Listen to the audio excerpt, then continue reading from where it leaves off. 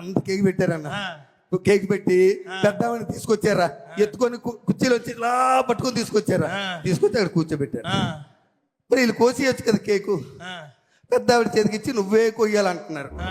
ఆవిడేమో కత్తెల పట్టుకొని చాకు పట్టుకొని ఇలా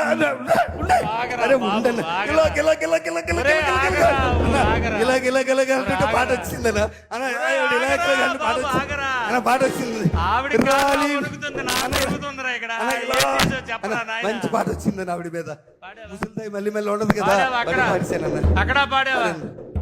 అన్నా రాలిపోయే పువ్వా నీకు రాగాలెందుకే, అన్నా రాలిపోయే పువ్వా నీకు రాగాలెందుకే, వాలిపోయే పుత్త నీకు తోటమాలి నీకు తోడు లేడులే.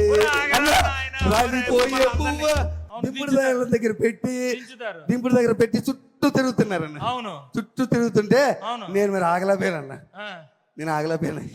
వాళ్ళతో పాటు తిరిగిసానన్నా, తిరిగి లే లే లే లే నా రాజా, లే లే లే లే నా రాజా, లేవనంటావా నన్ను లేపమంటావా, లేవనంటావా నిద్ర లేవనంటావా.